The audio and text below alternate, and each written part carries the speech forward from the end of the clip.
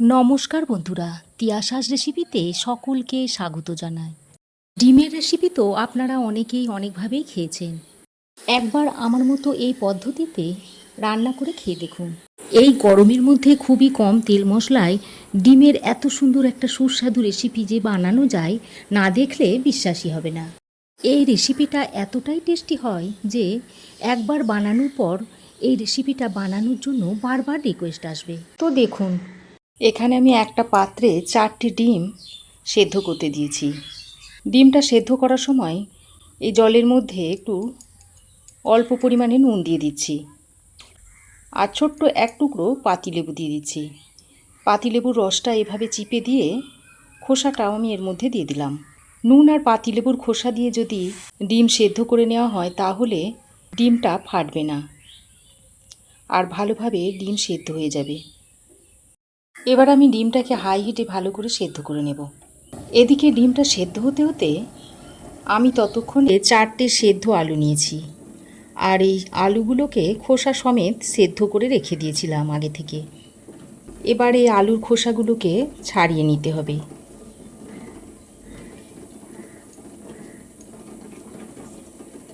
বন্ধুরা, দুদিন আগে আমি সেদ্ধ আলু দিয়ে কাঁচা ডিমের একটা দুর্দান্ত স্বাদের রেসিপি আপনাদের সঙ্গে শেয়ার করেছিলাম।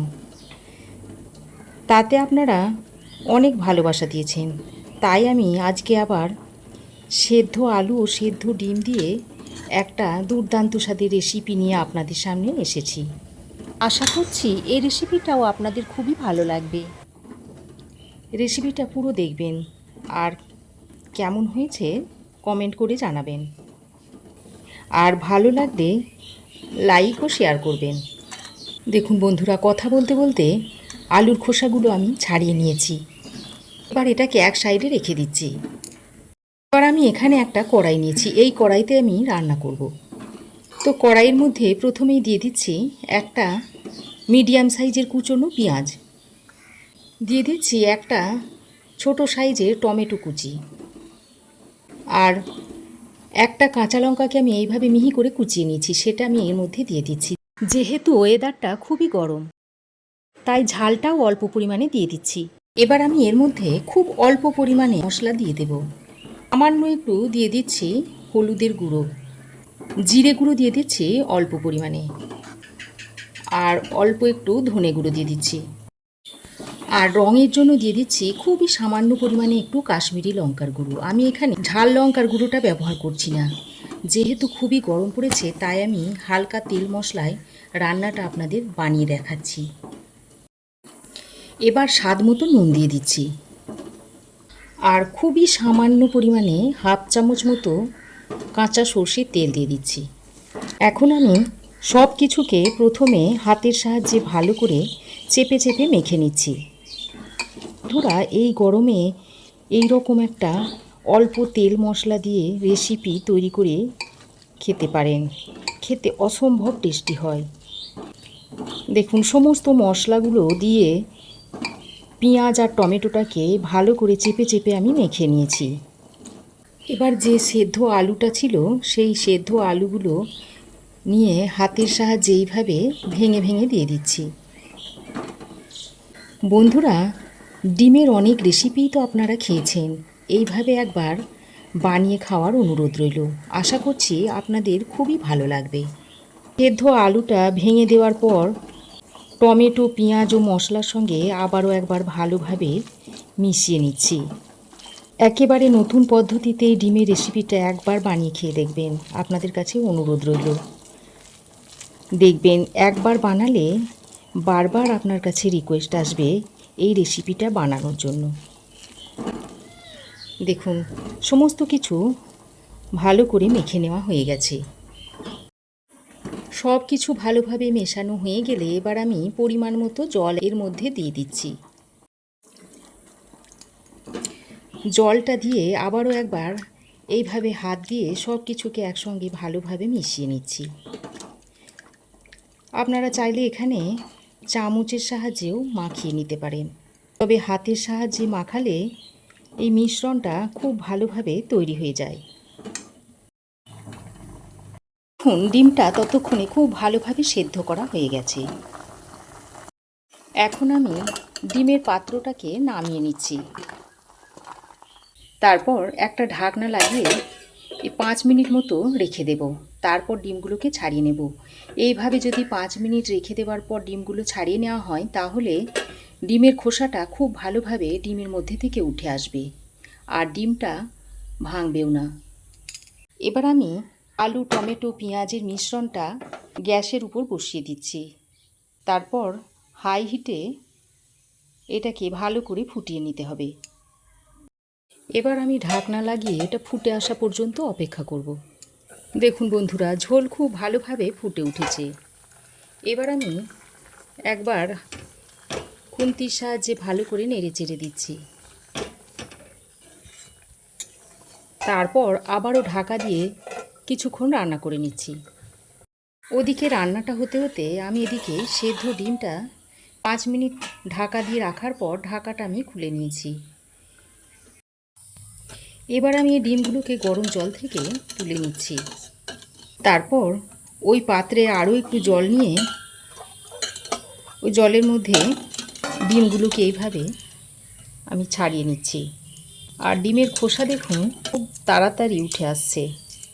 ডিম সেদ্ধ করার পর নামিয়ে তারপর ঢাকা দিয়ে 5 মিনিট রাখার পর আপনারা ডিমটা ছাড়িয়ে নেবেন, তাহলে দেখবেন ডিমের খোসা খুব ভালোভাবে উঠে আসছে আর ডিমটা ভেঙেও যাচ্ছে না। আর ডিম সেদ্ধ করার পর যদি সঙ্গে সঙ্গেই আপনারা ডিমের খোসাটা ছাড়াতে যান তাহলে দেখবেন এই পাতলা পর্দাটা ডিমের গায়ে লেগে থাকবে, ভালো করে ডিমের খোসাটা ছাড়ানো যাবে না। দেখুন 4টে ডিম আমি ভালো করে ছাড়িয়ে নিয়েছি। এবার ডিমের গায়ে এইভাবে একটু কাট করে নিচ্ছি যাতে ডিমের গায়ে মশলাগুলো ভালোভাবে ঢুকে যেতে পারে। দেখুন 4টে ডিম আমি খোসা ছাড়িয়ে ডিমের গায়ে কাট করে নিয়েছি। এদিকে দেখুন আলু ঝোলটাকে ঢাকা দিয়ে আমি আরও 2-3 মিনিট রান্না করে নিয়েছি। আর দেখুন খুব ভালোভাবে রান্না হয়ে গেছে। এখন আমি এটাকে নামিয়ে অন্য পাত্রে ঢেলে নেব। আলু ঝোলটাকে ঢেলে নিয়ে ওই পাত্রটা ভালো করে ধুয়ে আবার আমি গ্যাসে বসিয়ে দিলাম। আর কড়াইটা গরম করে এর মধ্যে 1 চামচ মতো সর্ষের তেল দিয়ে দিলাম। আমি আজকে খুবই সামান্য তেল মশলায় রান্নাটা আপনাদের করে দেখাচ্ছি। তেল খুব ভালো করে গরম করে নিতে হবে। তেল ভালো করে গরম করে এবার আমি সেদ্ধ করা ডিমগুলো এর মধ্যে দিয়ে দিচ্ছি। ডিমের মধ্যে সামান্য পরিমাণে নুন দিয়ে আমি ডিমটাকে ভেজে নিচ্ছি। যেহেতু আমি অল্প তেল মশলায় রান্নাটা করছি তাই এখানে ডিমের মধ্যে আর কোনো মশলা ব্যবহার করছি না। দেখুন বন্ধুরা, ডিমের মধ্যে হালকা রং ধরে আমি ডিমগুলোকে ভেজে এবার তুলে নিচ্ছি।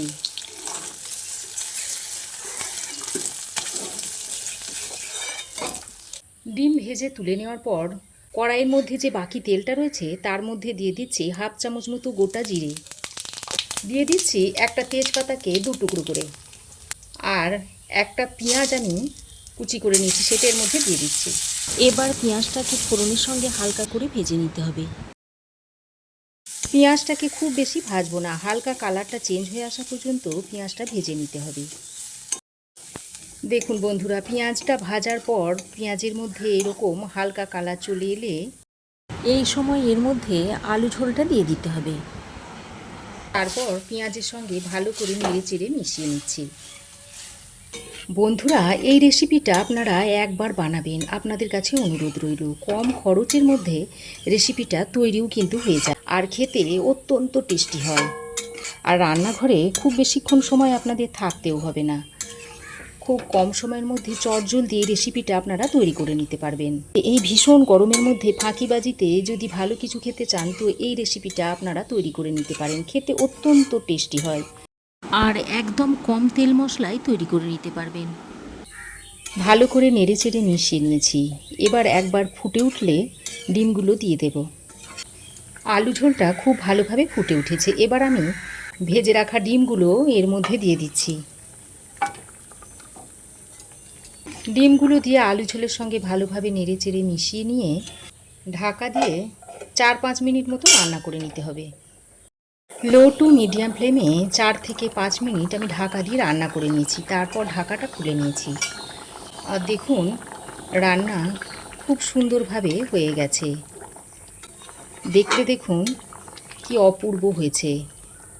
কম তেল মশলায় যে এত সুন্দর রান্না হয়, না দেখলে আপনাদের বিশ্বাসই হবে না। তাই বলছি বন্ধুরা, একবার অন্তত এইভাবে বানিয়ে খেয়ে দেখবেন, তাহলে এর স্বাদ আপনারা বুঝতে পারবেন। এবার আমি এর মধ্যে সামান্য একটু গরম মশলার গুঁড়ো ছড়িয়ে দিচ্ছি। গরম মশলার গুঁড়োটা দিয়ে এভাবে নেড়েচেড়ে মিশিয়ে নিয়ে তরকারিটা নামিয়ে আমি আপনাদের সার্ভ করে দেখাচ্ছি। সেদ্ধ আলু দিয়ে সেদ্ধ ডিমের নতুন একটা রেসিপি আপনাদের শেয়ার করলাম। তো রেসিপি কেমন লাগলো অবশ্যই একটা কমেন্ট করে জানাবেন। ভালো লাগলে একটা লাইক ও শেয়ার করবেন। পাশে থাকা বেল আইকনটাও অবশ্যই প্রেস করবেন। আর আমার চ্যানেলে নতুন বন্ধু হয়ে থাকলে প্লিজ চ্যানেলটা সাবস্ক্রাইব করার অনুরোধ রইল। আজ এ পর্যন্তই। আবার দেখা হবে নতুন কোনো রেসিপি নিয়ে নেক্সট এপিসোডে। সে পর্যন্ত ভালো থাকবেন, সুস্থ থাকবেন।